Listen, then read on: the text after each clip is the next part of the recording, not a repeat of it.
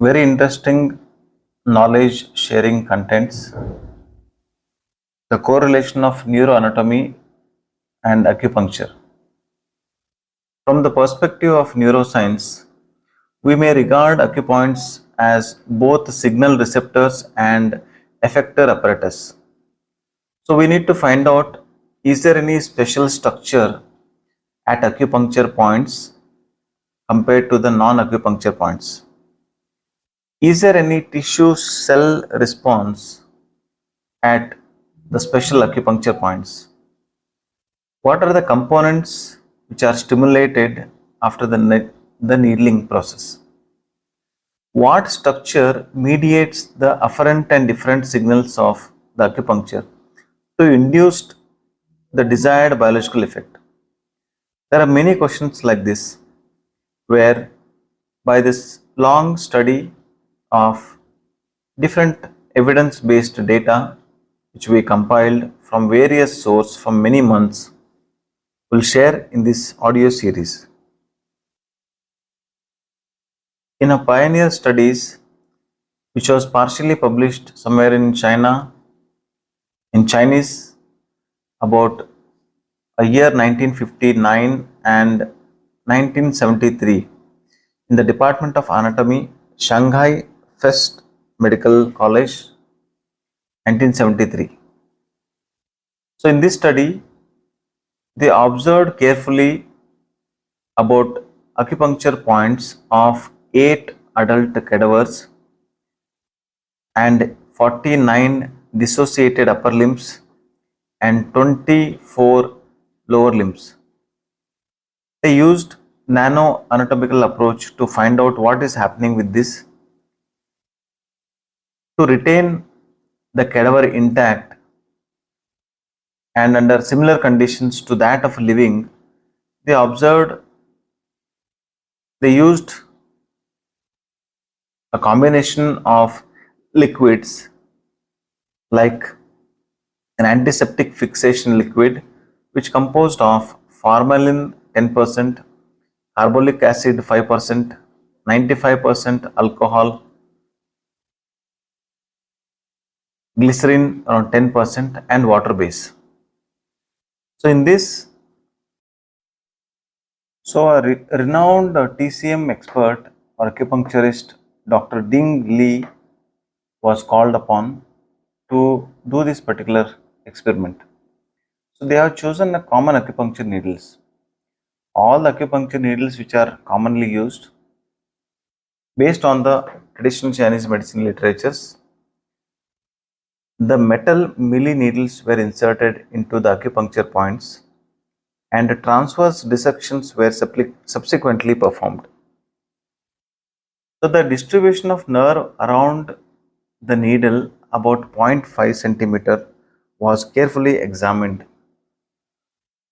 So they chose around 21 acupuncture points, mainly PC6, TE17, GV15, TE21, GB2, SI5, TE4, LI5, LI4, ST36, LE7, LU6, LU10, LU1, LU5, LU9, CV6, CV8, CV22, SP6 and CV2.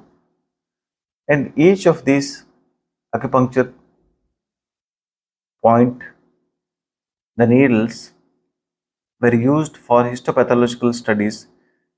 Tissues were observed by HE staining, Mallory staining, elastic fiber staining and reticular fiber staining. And end of these nerves were observed by Kajal method and the BG methods. So the results of these were very interesting.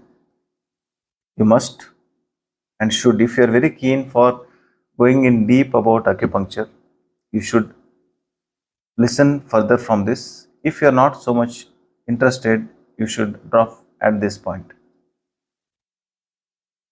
So this study shows that the meridians and acupoints were very closely related to the distribution of peripheral nerves. See how interesting the study is.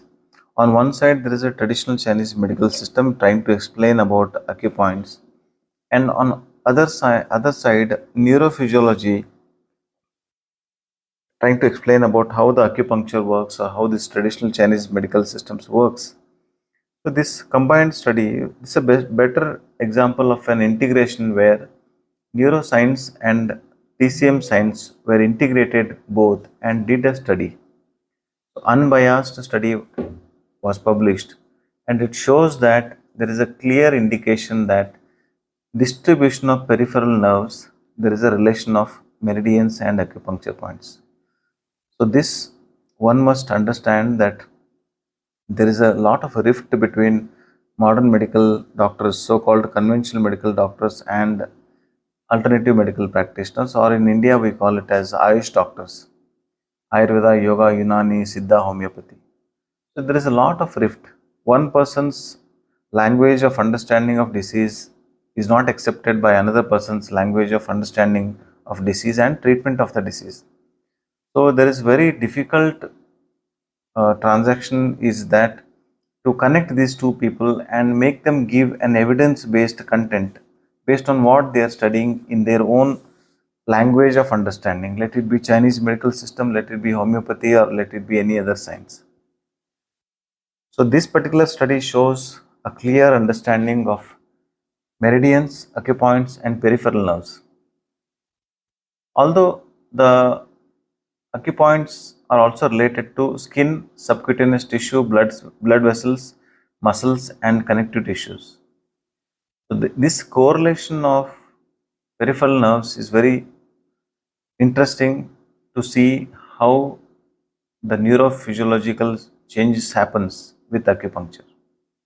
So when we do acupuncture in I am well integrated medical acupuncture therapies, we consider all these details, and before even we prick a single needle to any patient of us, so we go through much detailed specialist evaluation from concerned conventional medical doctors, and then only after approval of this doctor, then only we take up the patient.